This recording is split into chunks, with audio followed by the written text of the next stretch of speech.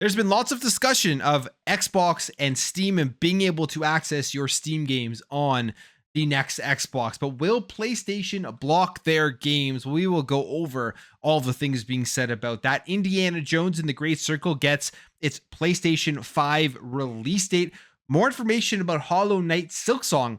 Are we finally going to be seeing it and getting it? It looks like we are based off of the stuff that is coming out. Assassin's Creed Shadows continues to do well. We do have some more updates on that, as that is a very hot topic right now.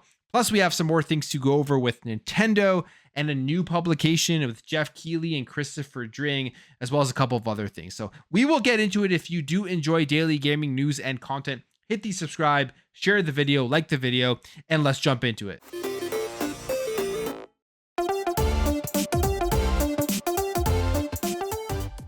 So ever since that leak that was put out by Xbox, where we saw a screenshot of a Steam tab on the Xbox PC user interface, there has been tons of discussion going around as to what this does mean for the future of Xbox. Are they fully trying to integrate access to your Steam library in the Xbox ecosystem? If you take a listen to everything Xbox has been saying over the last year or so, especially over the last number of months, it really does seem like that is their plan. That is their goal. And going forward into the next generation, the next Xbox is basically just going to be a PC that gives you access to everything on PC, which would include your Steam library. With that, there's been a lot of discussion as to what would PlayStation do? Would they try to go and block the games, the first party PlayStation games on Steam? Because if you pick up an Xbox, if this is their plan, you're getting everything. You're getting your Steam library, and in your Steam library, you're getting PlayStation games. You're also getting Xbox and everything else in between those two shared libraries. And to me, that is a game changer. I think that would sway a lot of people to want to go and pick up an Xbox, to have that box set under their TV. So if they want to sit back and relax on the couch and pick up a controller, they're not going to be restricted to the games that they're going to be able to play. I think it would be massive going forward.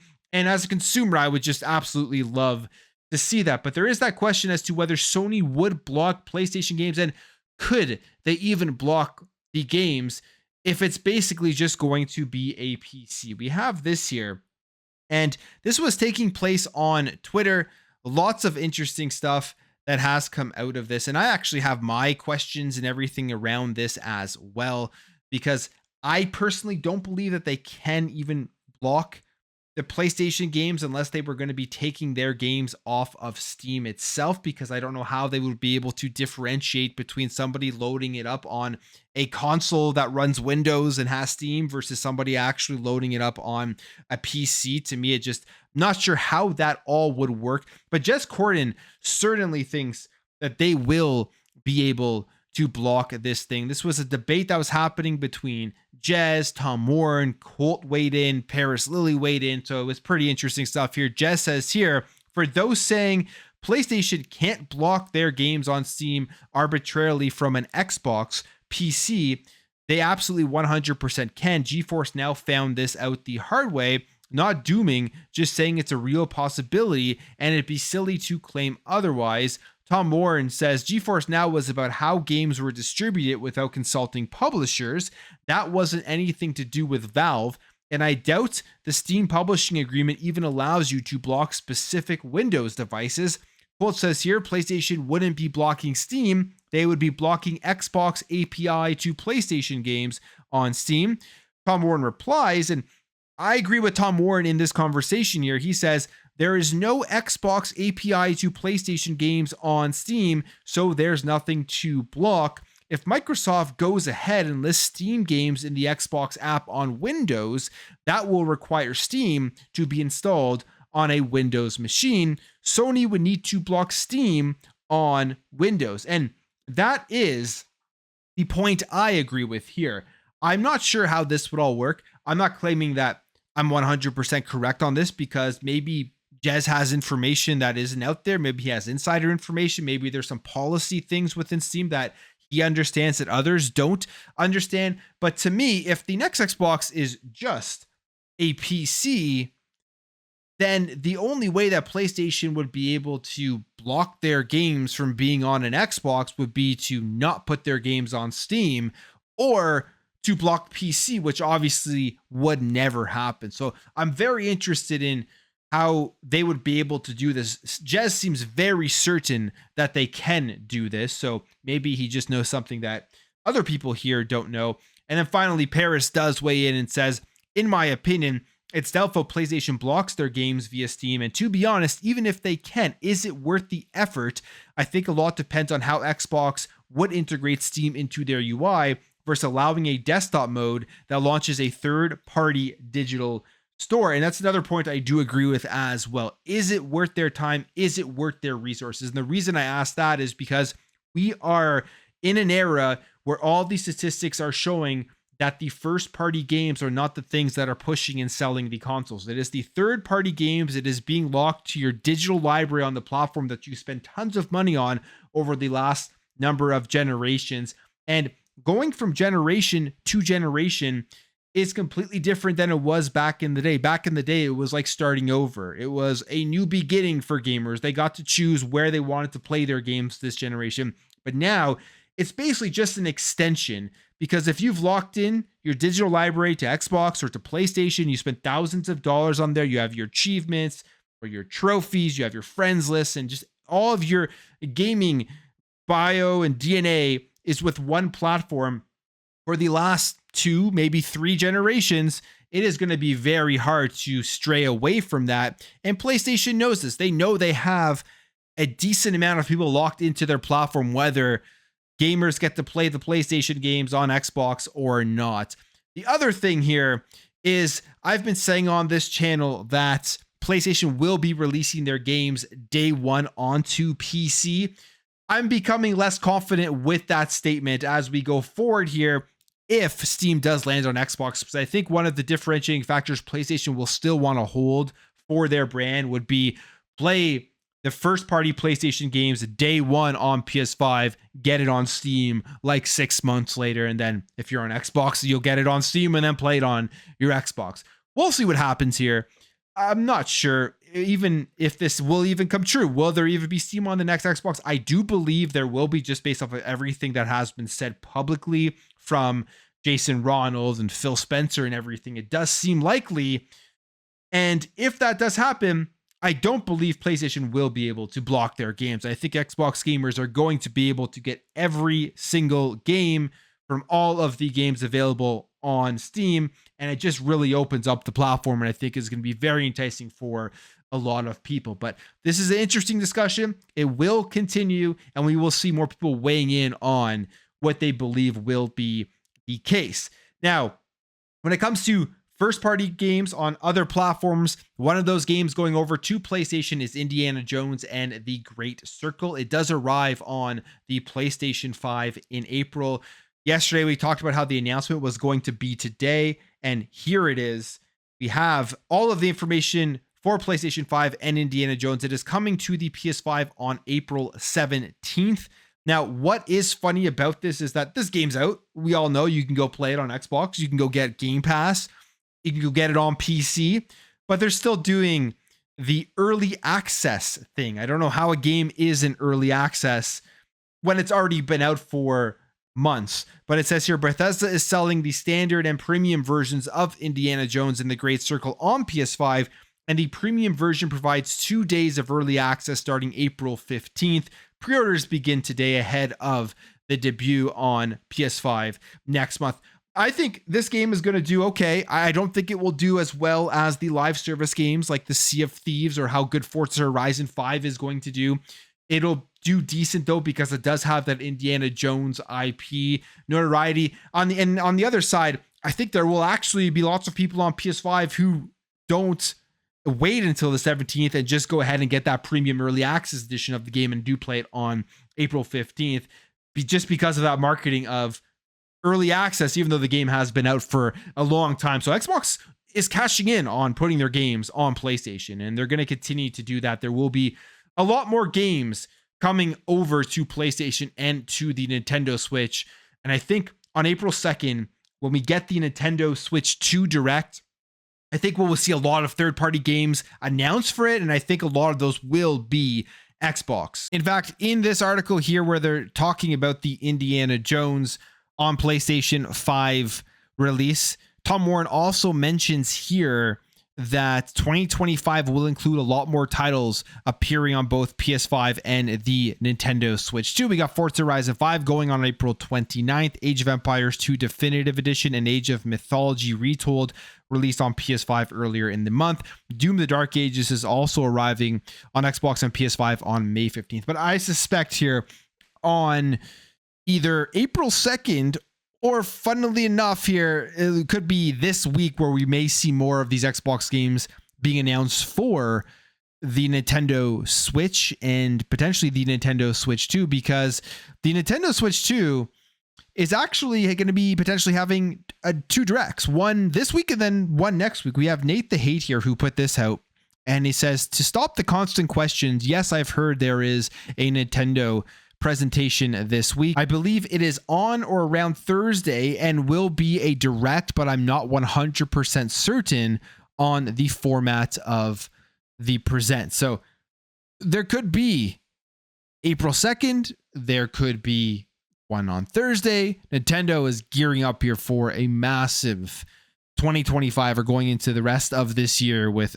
games coming out and then the release of the Nintendo Switch 2. I'm very excited for the Nintendo Switch 2. I will be picking one of those up or trying to pick up one of those on day one when it does come out, and excited to see the extra features that we are getting with this console. The screen, the Joy-Cons, how will those be improved? The mouse features, all of that type of stuff has me excited for what is to come here for the Nintendo Switch 2. Now, another game we have been waiting a long time for more information is Hollow Knight Silksong. Nobody knows what's going on with this. I think we're going to get it this year. And there's more information here that kind of points towards that. We have Okami13 here on X saying, Hollow Knight Silksong recent updates. January 18th, Team Cherry dev breaks silence, confirms the game is real, progressing, and will release. March 18th, the director of ID at Xbox randomly name drops it in a list of upcoming games. And then March 24th, GeForce Now support added on Steam. Copyright year updated to 2025. Saying here, I really hope this means it's finally coming this year. I think it is. My prediction is we will see it relatively soon at a showcase of some sort. Maybe we were going to see it at the Nintendo Direct, or we'll see it at the Xbox showcase. It'll be one of those. That's my prediction. And we know this is a day one Xbox Game Pass game, so that is huge in and of itself. And it's going to be releasing other places. I think this will be a Switch release, maybe a Switch 2 launch release as well. So who knows? But hopefully we get the announcement for the release date of this game sooner rather than later, because it has been long enough, and I think the wait will be worth it. Assassin's Creed Shadows, we have another update on this one. This is a big game. It's a game that's been scrutinized across the gaming industry for a couple of reasons. There's people out there that just want this game to fail no matter what.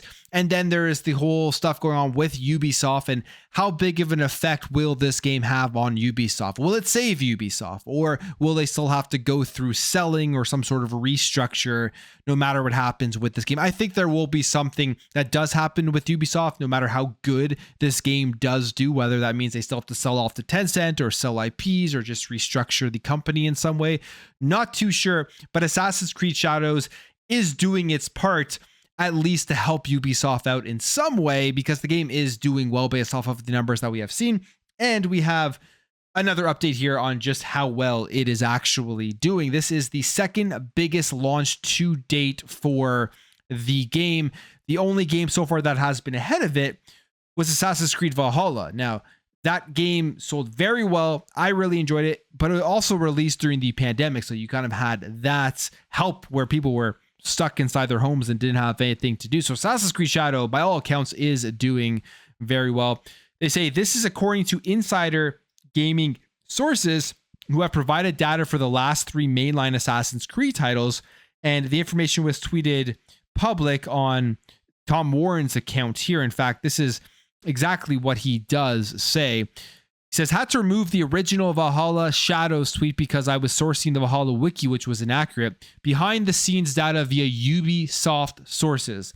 Valhalla day one player numbers, 2.55 million. Odyssey day one player numbers, 430,000. So big discrepancy there. Shadow's day 2 player numbers 2.2 million. Shadow should do about 6 million in its first month on its trajectory, and Valhalla did 8 million. So I mean, those are big numbers. That is success here for Assassin's Creed Shadows, really no matter how you cut it, and that will be bringing in a lot of revenue for them. And specifically, he says Odyssey did 3.4 million in its first month. We also have some more questions here about the day 2 thing, and he says because he doesn't have day 1s for Shadows yet, that's why he had to put day 2 for the game itself. So I think Shadows is doing well. I think it is going to be a success commercially. I think it is going to make a decent amount of money, but the question here is, what does this mean for Ubisoft? Does it even change anything for them?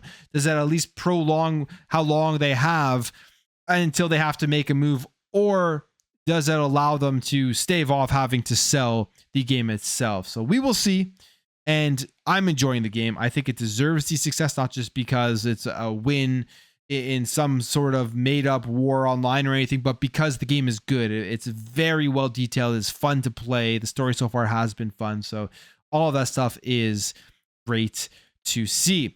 Now we have the first Berserker Khazan, which is going to be releasing here on March 27th. And since they ever showed off this game, I thought it looked very, very cool. I think a lot of people are looking forward to it, and the reviews are in, and it seems to be doing relatively well here, sitting at an 80 on Metacritic and an 81 on OpenCritic. You can see some of the reviews. It's gone 10s, 9.5s, 9s and 8s, 7s, and all the way down here. So this looks like it's another gem here for 2025, which is pretty crazy to think about with how big 2025 has been already, is going to continue to be. We're going to be getting even more games going forward. So another game here that people are going to be jumping in and playing. And finally, Jeff Keighley and Christopher Dringer have announced a new publication. Christopher Dring, previously at gamesindustry.biz, he's put out a bunch of stuff on that website. A lot of people don't like some of the stuff he puts out. He also has the other side. People think he does a great work. Then you have Jeff Keighley, who we all know for Summer Games Fest and the Game Awards and everything. Two big names here in the media side of the gaming industry. They are starting a brand new publication called The Game Business. They say here, launching this week, Keighley and Dring described the games business as a next-generation platform-agnostic trade publication designed to illuminate the evolving gaming landscape, and will deliver regular B2B podcasts and newsletters, as well as a physical event set to run alongside this year's Summer Games Fest. They say the mission of the game business is to support the health of the gaming industry and to clarify its complexities for consumers. My goal is to connect industry members to engage in open and constructive discussions about how we can make this business stronger, better, and more sustainable for everyone who cares about this medium and its future. And he adds that Jeff may be backing it, but the games business is not a part of the Game Awards despite the acronym. And this is a separate entity that he's responsible for, but Jeff's support does mean we can go faster. He says, I can make most of it free. It means we can put on our first event, the Game Business Live, which takes place alongside Summer Games Fest in June. And Keighley said in a statement that Christopher Dring is a singular talent in the video game industry and deeply invested in the health of the sector. And Christopher presented to me the idea of starting this venture, and he was eager to help him to create a new type of trade publication that aligns perfectly with how the industry consumes critical business intelligence today, fast, focused, and forward-thinking. So we will see. I mean, I'm going to keep my eyes and ears open about what stuff gets published. I like to hear that a lot of it is going to be free, so we are all going to be able to talk about it, the numbers that get put out, and hopefully it is insightful to the health of the industry, because that is a very important thing right now, especially with everything that is going on with the layoffs and closures and the whole culture wars online with people just wanting games to do bad and companies to close down and all of this type of stuff. And there's all of that going on as well. So we'll see. We'll see what type of information and if any of the stuff that goes on that we talk about all the time here with everything happening in the gaming news, how big of an effect that has on the gaming industry. But I'll end the video there. If you did enjoy this video, hit that thumbs up. If you're new here, hit that subscribe, and I'll catch you guys in the next video.